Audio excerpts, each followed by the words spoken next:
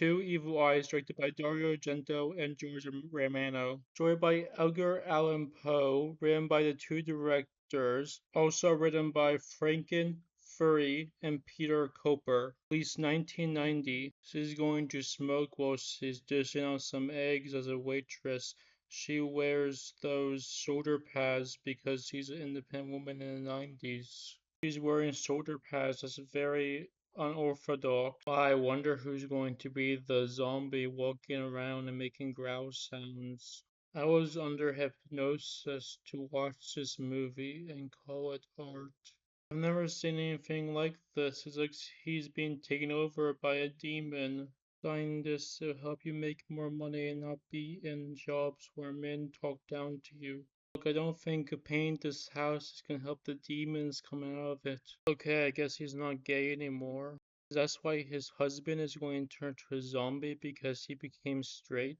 We must not let anybody come to his house and burn him up because I want to have a relationship with a zombie. Had too much dignified talking was add some goofiness with this staring at dead body scene. All people care about is money. That's some really deep stuff right there. She's walking into a slightly dark room, tumbling around the scary music. Doesn't want to be in this house alone. What a scary movie. I have to explain the concept of hypnotizing to the audience to make it scarier, I guess. She's walking down in the basement, oh no, trying to turn on the scary music. Dead body starts talking, how scary. Okay, now there's gonna be people who come to the house and they're going to maybe go into the freezer and find that body. Okay, I know this might sound like a weird tangent, but there's an Alfred Hitchcock movie called Rope. It was released in 1948, and it's about these two almost gay guys.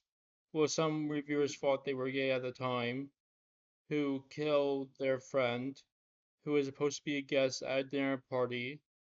And the reason why this movie is intense is because the dead body is like right under the table where the dinner party is happening.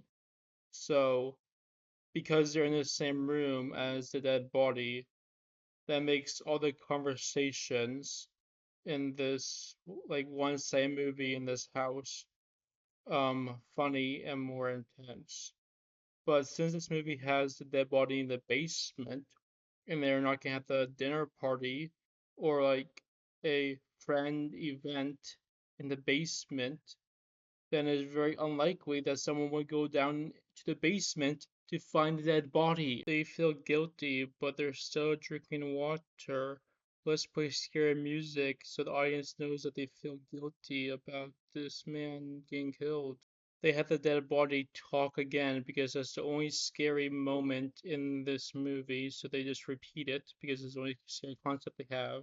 The same boring looking house. Why would they bury the dead body in the yard?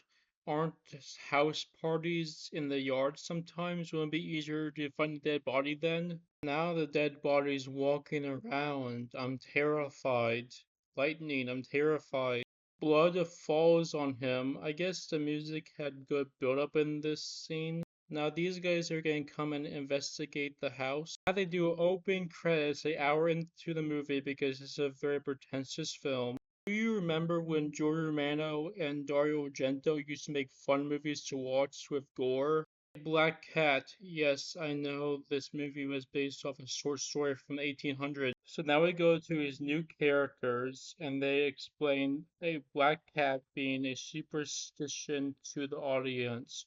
Again, this movie's based on a bunch of stories from the 1800s. The cat is in light blue lighting, very scary. So they have a detective cop storyline in this movie, so we can see some scary police pictures. Someone built a scary house in this neighborhood, achieved scary film. Now one of our main characters is wearing a poet's hat. This is a very artsy, good, no movie.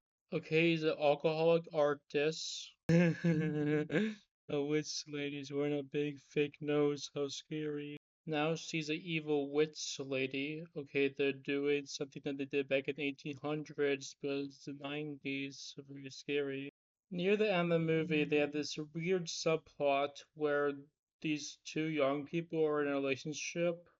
So the mom's like, he's a stranger. I don't think they developed their relationship enough.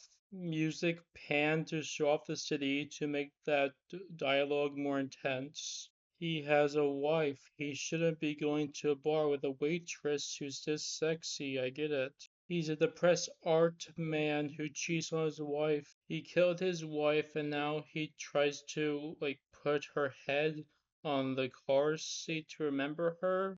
Still flirts with 20-year-old ladies because he's an evil rich character that doesn't give a shit. So he has an argument with his son, and his son realizes that he's a psychopath. So these two investigators come over and they say, I'm going to tell the police that you killed your wife.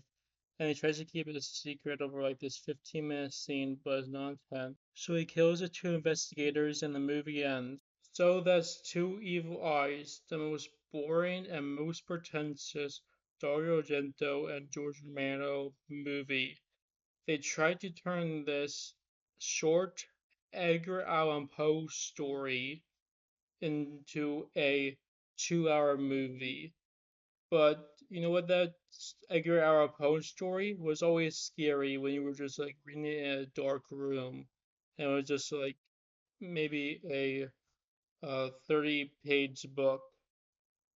Now they make this movie into 2 hours and they do basically the same storyline again, except this in the 90s.